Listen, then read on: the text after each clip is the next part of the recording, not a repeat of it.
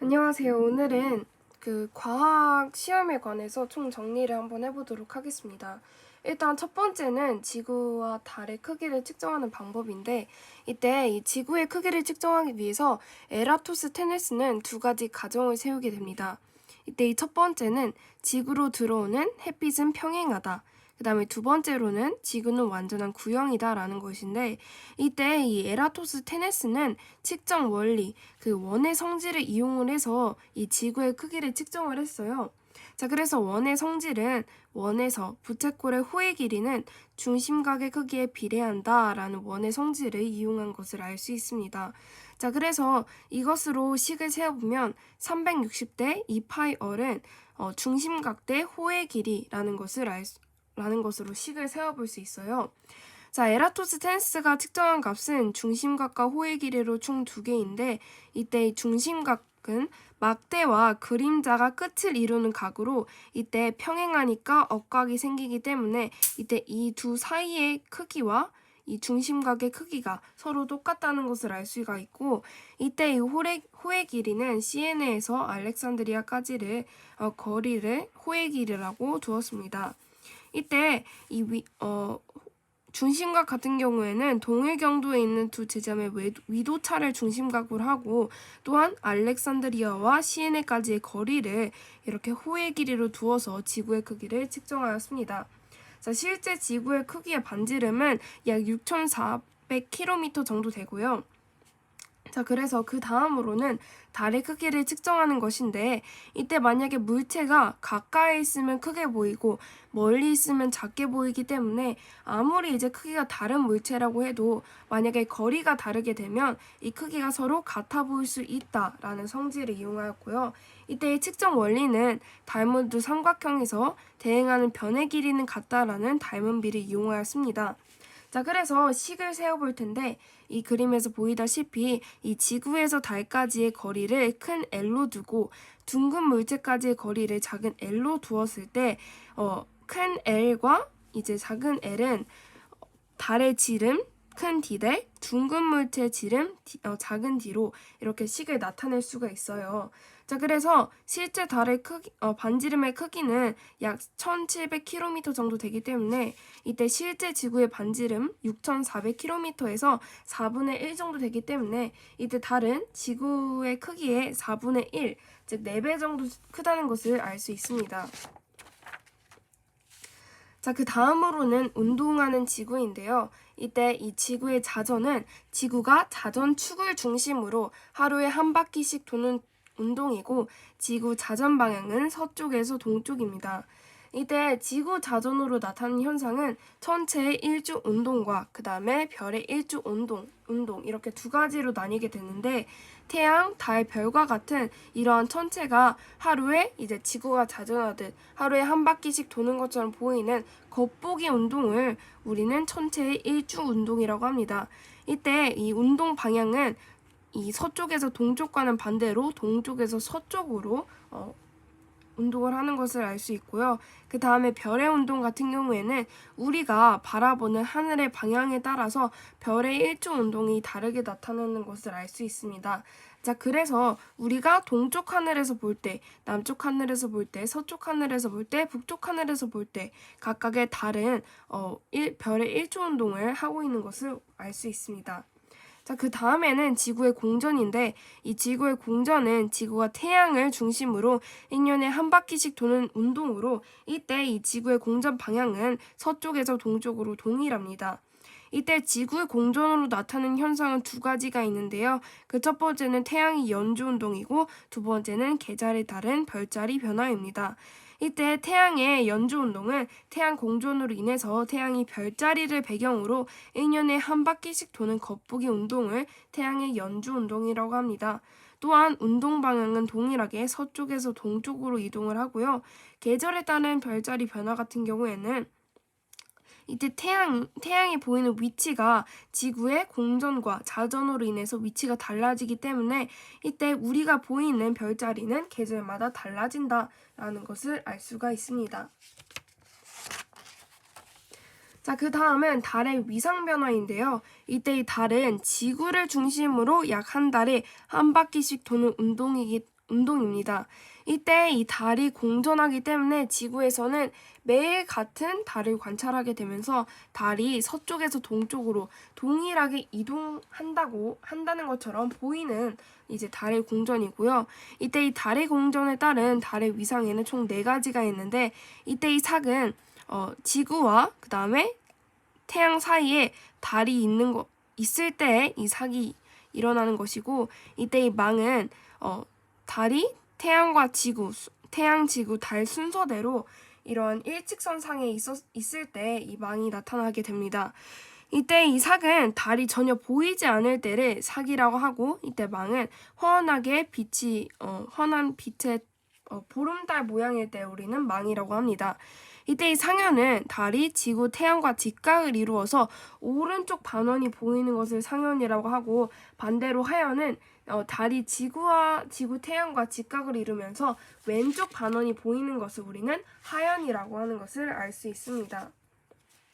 자, 좀 더 나아가면 이때 sak은 일식은 sak일 때만 발생이 되고 월식은 망일 때만 발생이 되는데 이때 일식도 sak의 이제 순서와 마찬가지로 달이 태양과 지구 사이에 있을 때 나타나고 월식은 태양, 지구, 달 이 일직선상에 놓였을 때 망일 때 일어나는 것을 월식이라고 할 수 있습니다. 태양계를 이루는 행성은 총 수금, 지화, 목토, 천해로 총 8개가 있는데요.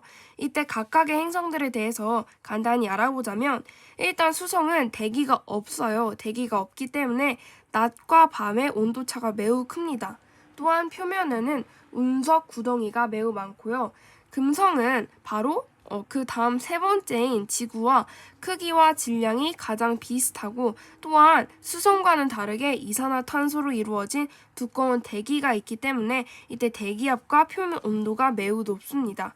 또한 동일하게 표면에는 운석 구덩이들이 많습니다. 자, 화성은 말 그대로 표면이 붉은색을 띠고 또한 물이 흘렸던 흔적이 있으며 극지역에는 얼음과 드라이아스로 된 극관이 있습니다. 그 다음에 목성은 태양계 행성 중에 가장 크고 또한 이제 자전을 매우 빨리 하죠. 이때 이 목성의 표면에는 가로줄 무늬와 대기의 소용돌이의 대적전이 있습니다. 또한 희미한 고리가 있고 위성수가 많다라는 특징을 가지고 있고요.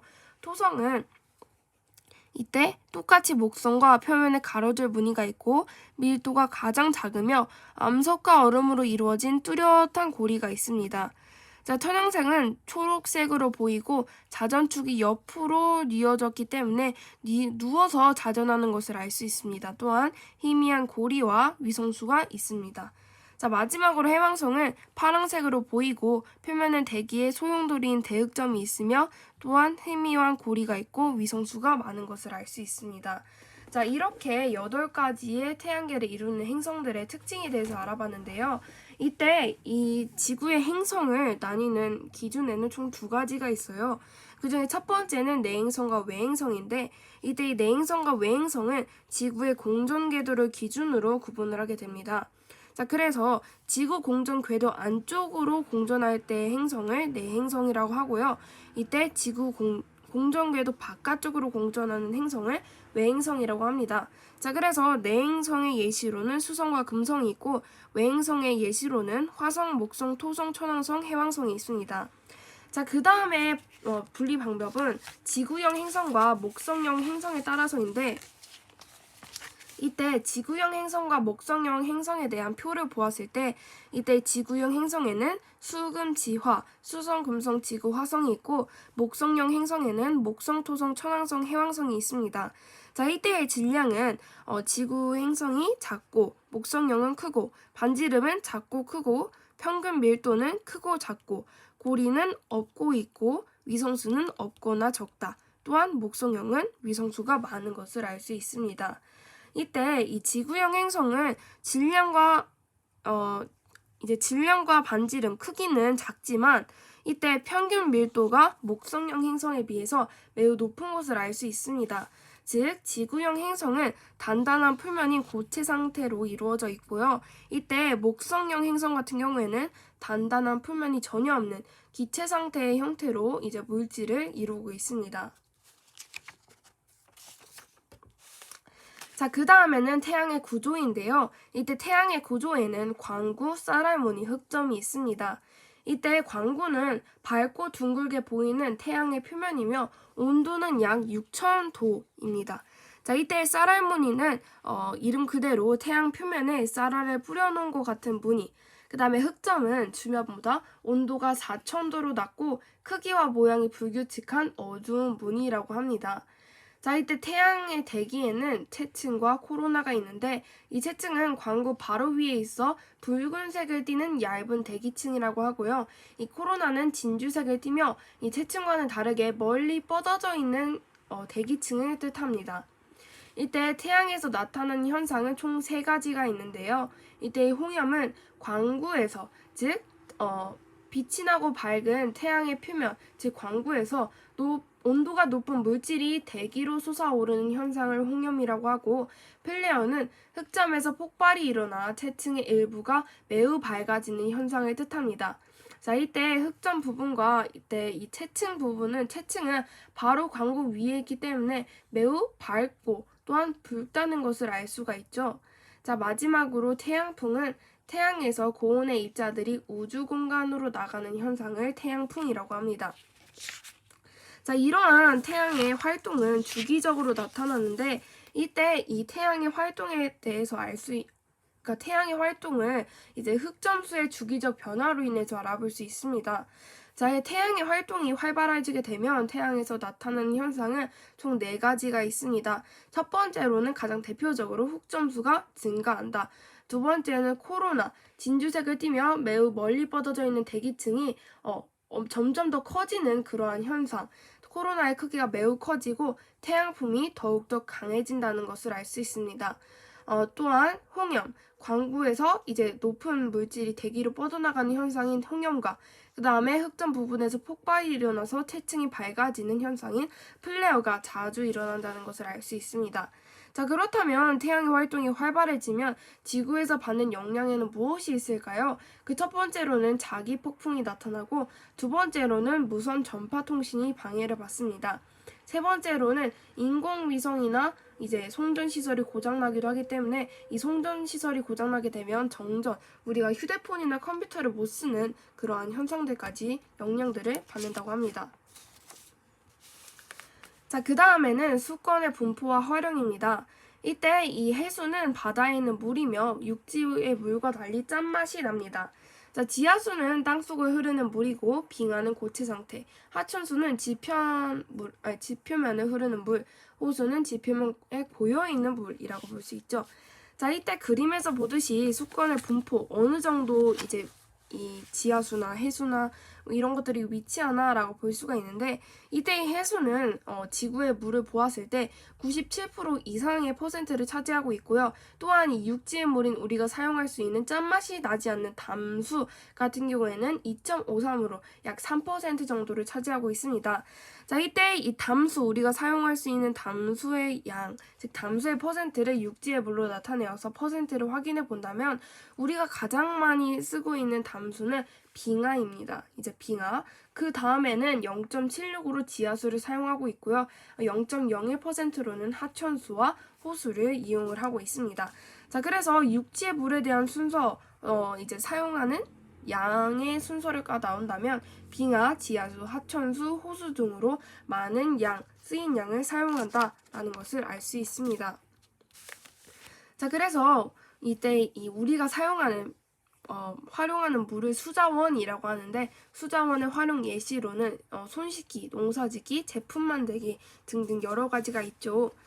자, 이때 지하수의 가치에 대해서 알아볼 텐데 이때 지하수는 아까 전에 말했듯이 지하에 흐르는 밑에서 흐르는 물이라고 할 수 있죠. 자, 지하수의 활용에 대해서 알아보면 생수로 판매해서 농작물 재배 아니면 물청소 등등이 있는데 이때 이 지하수는 가뭄이 자주 발생하는 지역에서 매우 가치가 높아요. 자, 그 이유를 좀 이따가 좀 더 세세하게 알아볼 텐데 이때 이 지하수는 땅 밑에 있는 물이기 때문에 증발이 되지 않아요. 그래서 이때 이 지하수 가 내려오는 그 빈틈으로 빗물이 계속 들어오기 때문에 지속적으로 활용이 가능하다는 그러한 장점을 지니고 있어서 지하수의 가치가 매우 뛰어나다고 합니다. 자, 그렇다면 물의 중요성에 대해서 알아볼 텐데 이때 이 물은 우리가 사용할 수 있는 담수의 양은 매우 한정적이에요. 매우 적어요. 하지만 우리가 이렇게 손 씻기, 농사 짓기 아니면 제품 만들기 등등 수자원이 활용되는 분야는 매우 많고 다양하기 때문에 물의 중요성은 그만큼 더 높아지고 있다라는 것을 알 수 있습니다. 자, 그 다음에는 해수면 부근의 깊이에 따른 수온의 변화에 대한 요인입니다. 이때 해수면 부근의 수온이 매우 높은 까닭, 즉 가장 위에 부분이 차지하는 혼합층의 온도가 높은 까닭은 바로 태양 에너지, 즉 태양이 비추는 그러한 정도가 매우 넓고 태양 에너지가 많이 흡수되기 때문에 이렇게 수온이 매우 높은 것을 알 수 있습니다. 자, 근데 이 그래프를 보면 이때 이 혼합층에서 일정한 부분이 나타나는 것을 알 수가 있는데 그 이유는 바람 때문에 해수를 잘 섞어주기 때문에 우리는 혼합층에서 이러한 일정한 구간을 볼 수 있습니다. 자, 그렇다면 좀 더 세세하게 들어가 볼까요? 이때 이 해수의 층상 구조는 혼합층, 수온 약층, 심해층으로 이루어져 있습니다.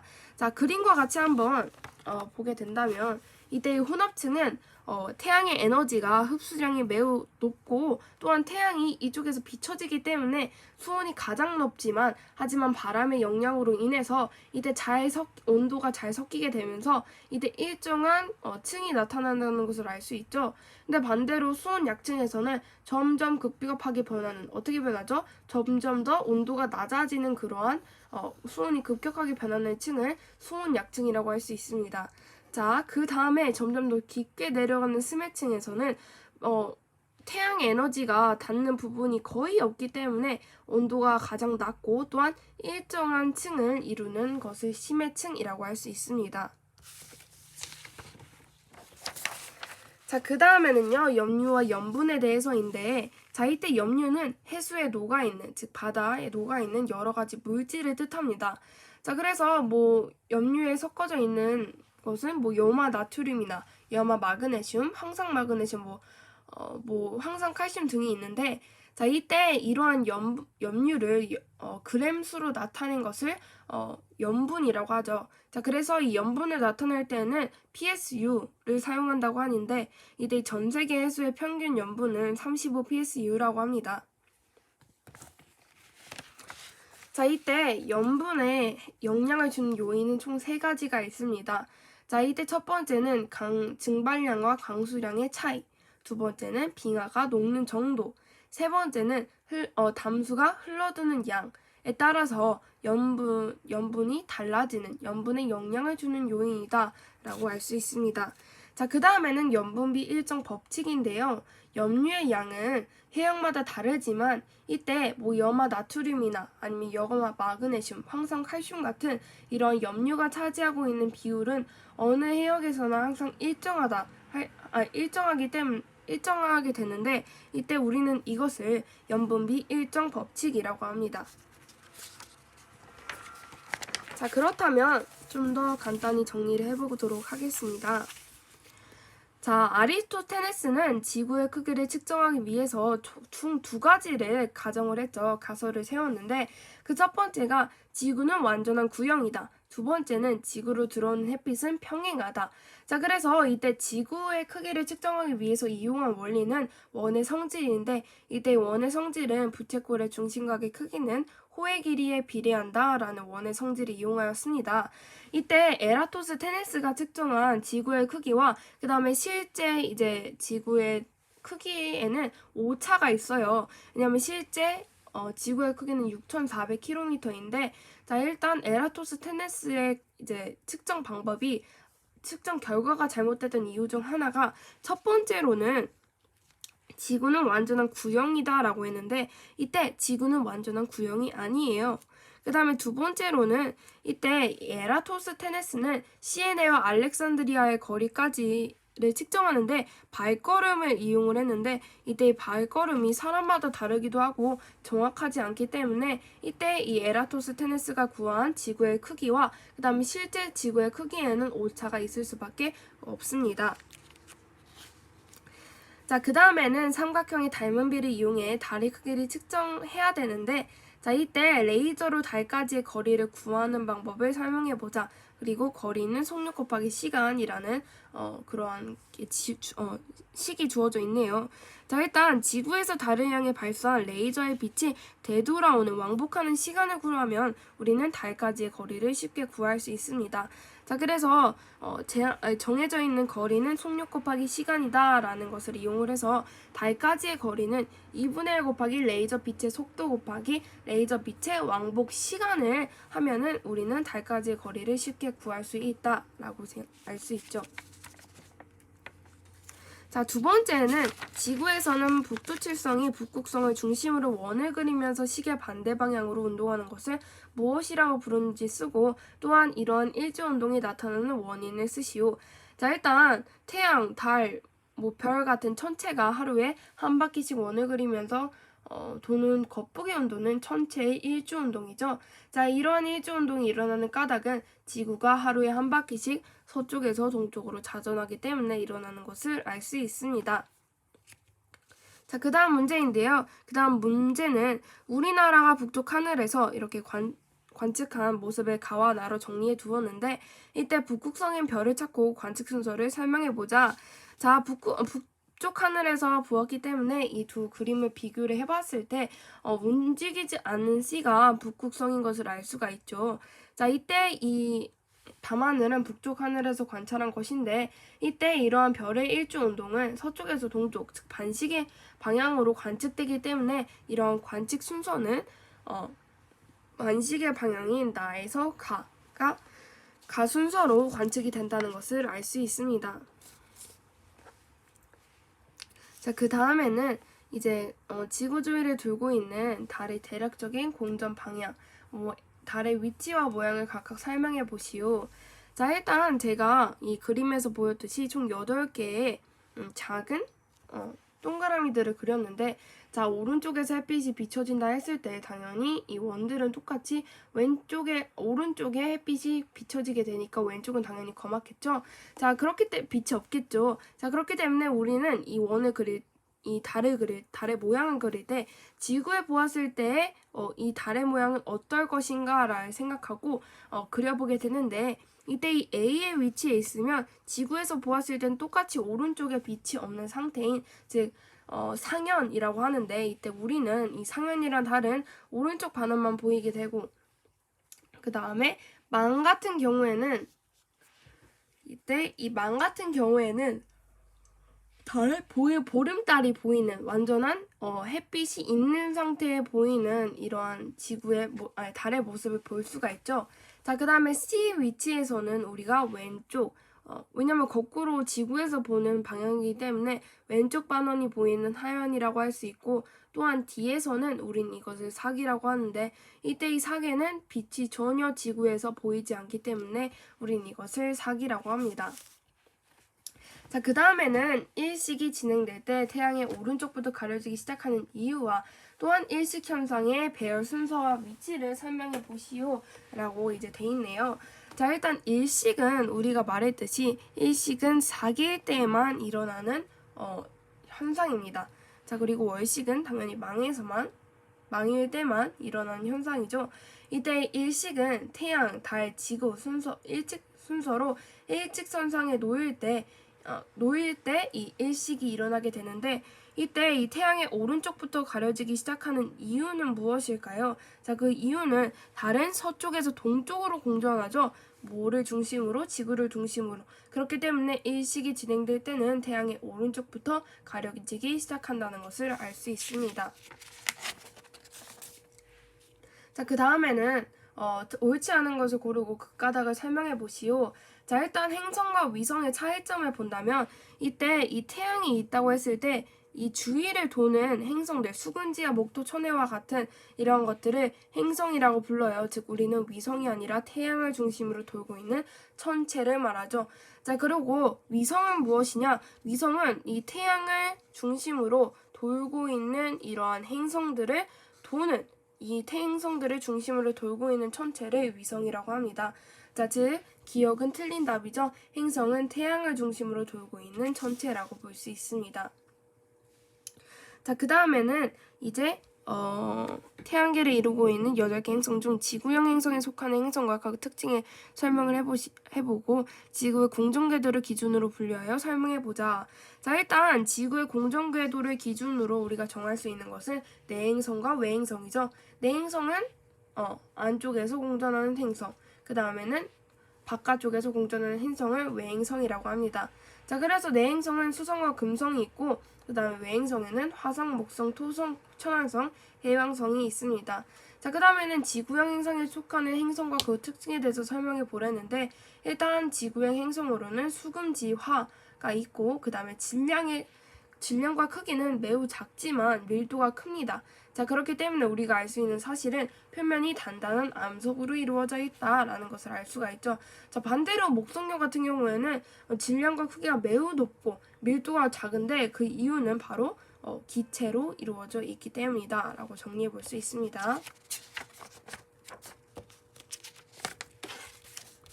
자, 그 다음은 태양의 표면을 광구라고 하고 이때 이 광구에는 쌀알 무늬와 그다음에 흑점이 나타나게 되는데 이 흑점이 매우 어두운 무늬라고 볼 수가 있어요. 자, 그 이유를 어둡게 보이는 이유를 설명하시라.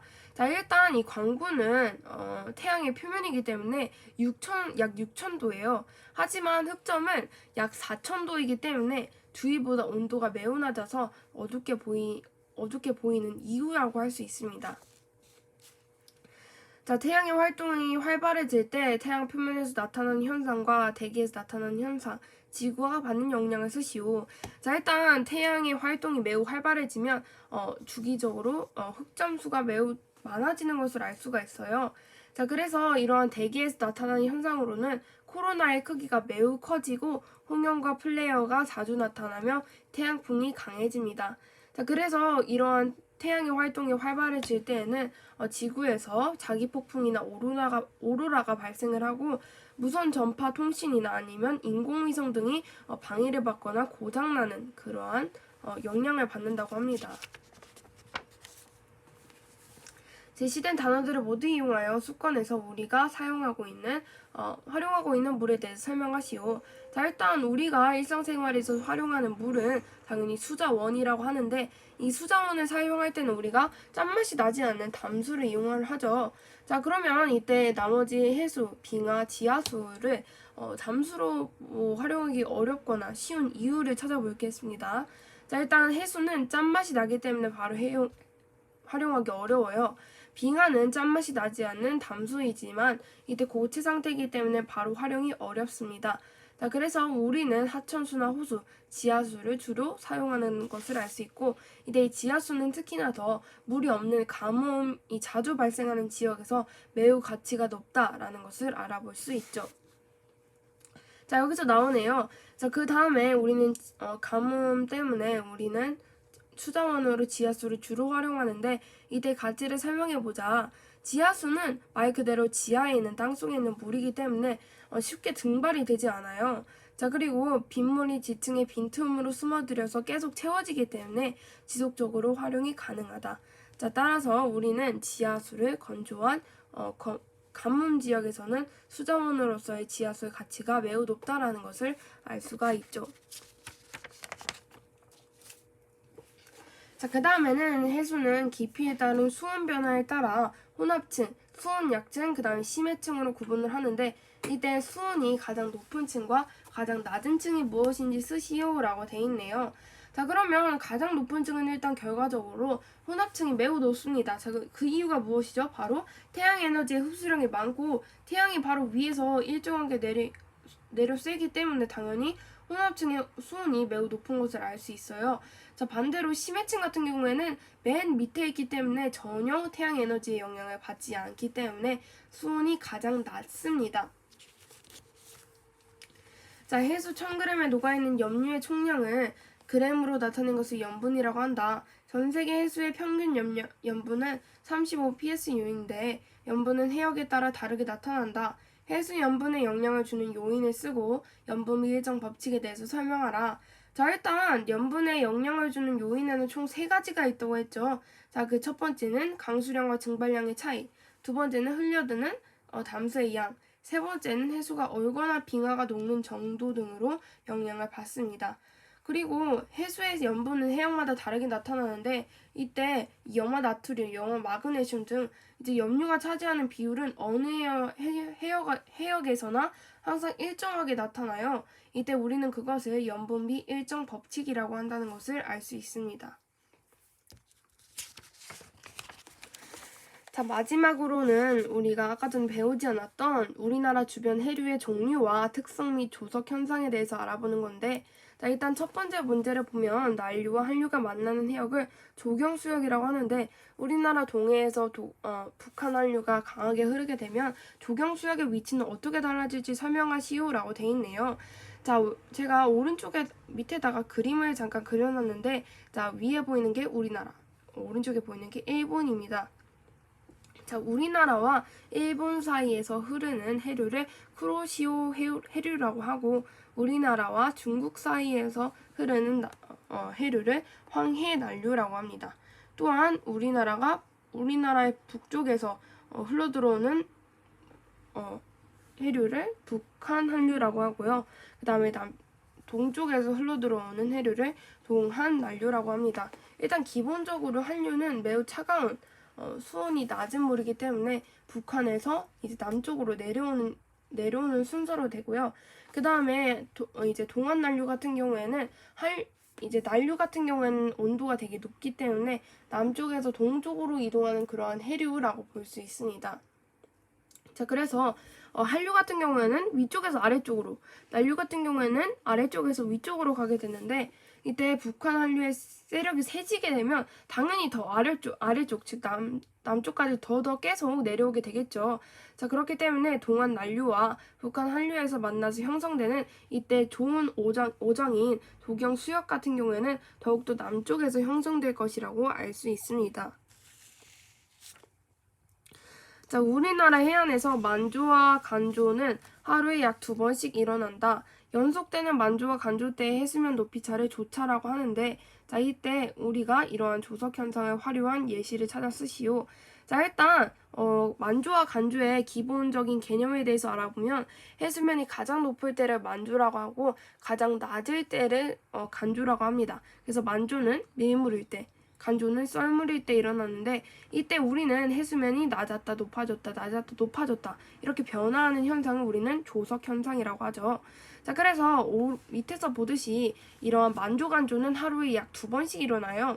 자, 그래서 그래프를 보았을 때 만조 간조를 할 때 밀물 썰물 일어나는 것을 알 수가 있죠. 자, 그래서 만조와 간조의 차이를 우리는 조차라고 합니다. 자, 그래서 이러한 현상을 조석 현상이라고 하는데, 자, 이때 우리가 일상생활에서 활용하는 예시로는 고기잡이가 배가 이제 바다로 나가거나 들어올 때, 그 다음에 갯벌에서 조개나 굴을 캘 때, 아니면 바다가 갈라짐이 나타난 지역으로 여행을 갈 때 활용이 많이 된다고 합니다.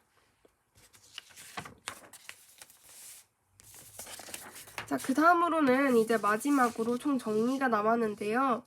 자, 일단 우리가 지구상에 존재하는 수권의 분포 비율을 나타냈대요. 자, 지하수에 해당하는 것을 고르고 지하수의 특징 2가지를 설명하시오라 했습니다. 일단 이때 이 왼쪽에서 보이는 것은 당연히 이제 바다의 수권의 분포 비율인데, 자, 이때 우리가 바다에서 가장 많이 차지하는 것은 짠맛이 나는 당연히 해수이죠. 자, 그 다음에 해수는 97% 이상을 차지하고 있고, 자, 그 다음에 그러면 2.53%를 차지하는 것은 당연히 짠맛이 나지 않는 담수이죠. 자, 그러면 오른쪽에서 보이는 육지의 물, 즉 담수의 양을 퍼센트로 나타낸 것인데, 자, 우리가 보듯이 가장 많은 것이 빙하, 그 다음이 지하수, 그 다음이 하천수, 그 다음이 호수예요. 자, 그렇기 때문에 우리가 지하수에 해당하는 것을 찾아 기호를 쓰라고 할 때 가장 많은 1.76은 당연히 빙하고, 그 다음이 0.76이 가장 많기 때문에 그 지하수가 포함이 되겠죠. 자, 그렇기 때문에 D에 해당이 되고요. 이때 이 지하수는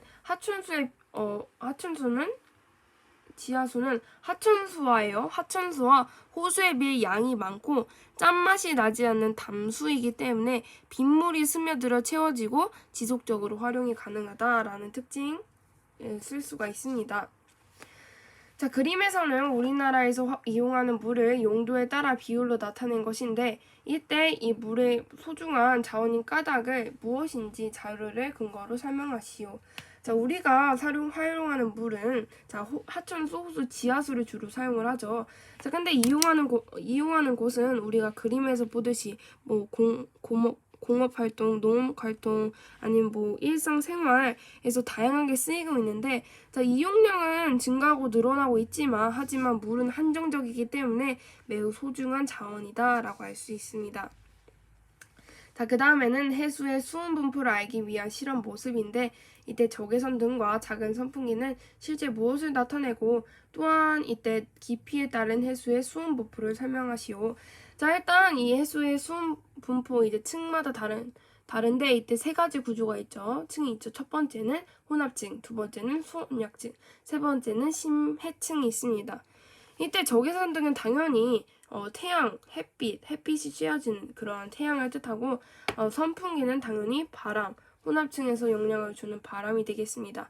자, 그래서 해수면 부근, 즉 혼합층에서는 태양 에너지의 그런 흡수량이 매우 높기 때문에 온도가 매우 높지만, 하지만 이러한 일정한 층이 나타난 이유는 바람이 계속 수온을 섞어주고 있기 때문에 일정한 층이 나타나는 것을 볼 수 있고, 두 번째 수온약층에서는 수온이 점점 낮아지는 급격히 달라지는 층이며, 마지막 심해층은 혼합층과는 반대로 이제 태양 에너지량을 매우 적게 흡수하기 때문에 수온이 매우 낮고 일정한 구간이 나타나는 것을 알 수 있습니다. 자, 그 다음에는 가다의 표를 보고 염분과 염류의 비를 각각 비교하여 설명해보라. 자, 일단 염분과 염류의 이제 차이를 잘 알아야 되는데, 자, 이때 1000g에 녹아있는 염류의 양을 g으로 나타낼 때 우리는 이것을 염분이라고 하죠.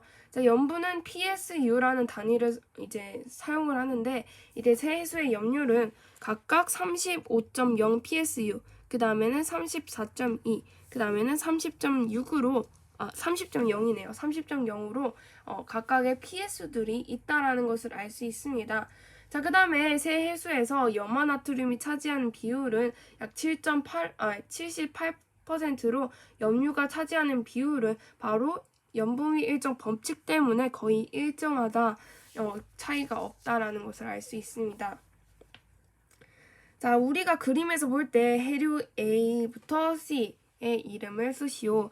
자, 우리가 아까 전에 그림을 보게 되면 우리나라가 있고 여기 일본이 있는데, 이때 일본과 우리나라 사이를 지나는 해류를 쿠로시오 해류라고 했죠.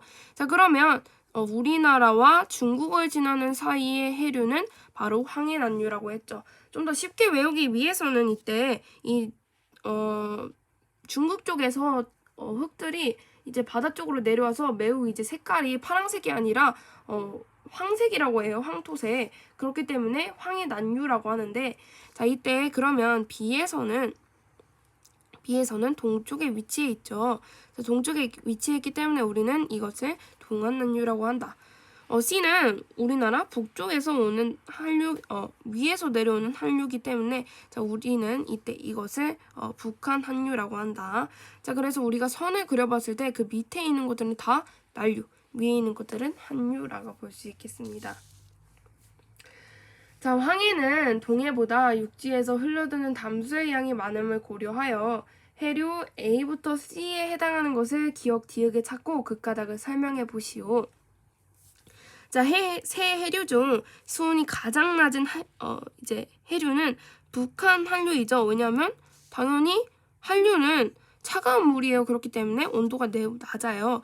북한 한류이므로 이때 C는 수온이 가장 낮은 기역에 해당이 된다. 자, 여기서 여기가 수온이고 여기가 염분이기 때문에 수온이 가장 낮은 기역이 당연히 이때 북한 한류에 포함이 되겠죠. 자, 그 다음에는 황해는 동해보다 육지에서 흘러드는 담수의 양이 많아 염분이 매우 낮아요. 왜냐하면 염분의 영양 중에 하나가 담수가 흘러들어 오는 양의 정도이기 때문에 이 황해는 염분이 매우 낮아요. 자, 그렇기 때문에 염분이 가장 낮은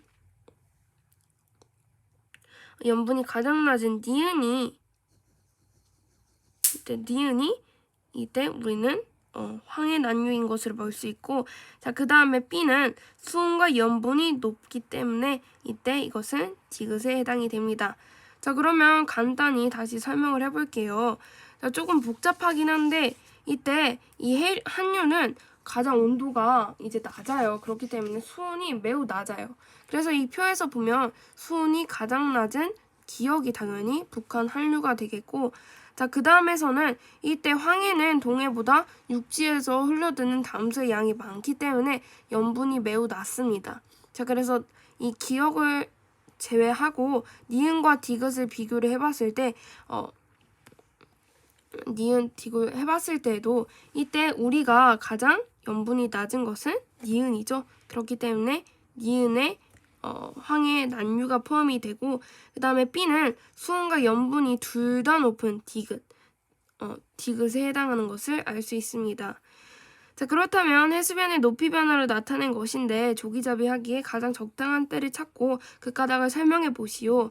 자, 이때 뭐 3시도 되고 15시도 되는데 이 15시를 정답으로 이제 해봅시다. 자, 15시 무렵에는 간조가 돼요. 이때는 만조고 이때는 간조죠. 간조가 되어 해수면이 가장 낮아지기 때문에 갯벌이 넓게 드러나 이때가 가장 조개잡이하기에 적절하다라고 볼 수 있습니다. 자, 그 다음에는 지구 모형의 크기 측정하는 방법, 이때 구하는 비례식인데, 자, 이때 간단하게 아리스토텔레스가 아니라 에라토스테네스는 360대 2파이 r을 중심각 대 호의 길이에 비례한다 라는 원의 성질을 이용을 했는데, 여기서도 똑같이 호의 길이와 중심각의 값을 측정해야 풀 수 있기 때문에 호의 길이와 중심각의 크기의 비례식을 세워서 이러한 지구의 크기를 측정할 수가 있겠죠. 자, 그 다음에는 관측한 하늘 방향과 관측 순서를 설명해 보시오. 가와나를 비교하면 이동하지 않는 별은 C죠. 자, 그렇기 때문에 이 C가 북극성이 됩니다. 자, 따라서 북쪽 하늘을 관측한 이 가와 나 사진이기 때문에 이 북쪽 하늘에서 별의 일조 운동은 시계 반대 방향, 즉 서쪽에서 동쪽으로 움직이기 때문에 이때 관측 순서는 나에서 가인 것을 알 수 있습니다. 자, 그 다음에는 지구에서 관측한 태양 위치의 변화와 태양의 연주 운동을 설명하시오. 일단 태양은 별자리를 바탕으로 서쪽에서 동쪽으로 이동하는 1년에 한 바퀴씩 도는 겉보기 운동을 즉 우리는 연주 운동이라고 하죠. 자, 그래서 태양의 위치 변화는 간단하게 서쪽에서 동쪽으로 이동한다 라고 정리하시면 됩니다. 자, 그 다음에는 두 행성의 차이점을 설명하고 이를 근거로 두 행성을 이루는 물질의 특성을 비교해 봅시다. 일단 금성은 간단하게 지구형이고 토성은 간단하게 나타나면 목성형이죠. 자, 일단 볼 때 금성은 질량과 반지름이 매우 낮지만 토성은 질량과 반지름이 매우 높아요. 하지만 밀도는 반대죠. 금성이 높고 토성은 매우 낮습니다. 자, 이것을 토대로 우리는 금성은 단단한 암석으로 이루어져 있구나. 토성은 가벼운 기체로 이루어져 있구나를 알 수 있습니다. 그래서 정리해 보았을 때 질량과 반지름은 금성이 토성보다 작지만 밀도는 금성이 토성보다 높은 것을 알 수가 있습니다. 자, 이것을 토대로 금성은 암석으로 이루어져 있고 토성은 기체 성분의 물질로 이루어져 있는 것을 알 수 있습니다. 자, 흑점수의 변화 주기를 그래프에서 찾아 범위를 이렇게 찾아라는데, 자, 이때 이 부분도 되고 이 부분도 되고 이 부분도 되고 이 부분도 되고 똑같이 이러한 간격을 찾아야 둔 게 흑점수의 변화 주기라고 할 수가 있습니다. 자, 이때 태양의 활동이 가장 활발했을 때를 추정되는 때를 흑점수 변화 그래프에 점을 표시하시오. 당연히 1990년도에서 태양의 활동이 가장 활발했을 때를 알 수가 있죠. 자, 그 이유는 이러한 활동이 활발할수록 흑점수의 수는 증가하기 때문에 이때 흑점수가 가장 높은 1990년도에서 점을 찍어야겠네요. 자, 태양의 활동이 활발해졌을 때 코로나의 변화와 지구가 받는 영향 한 가지를 설명하시오. 태양의 활동이 활발해지면 더군다나 그 태양의 대기 중에 하나인 코로나의 크기가 매우 커지고 지구에서는 자기폭풍이나 인공위성 고장 등이 발생하는 것을 알 수가 있습니다. 자, 이것으로 과학 한국인 정리를 마치도록 하겠습니다.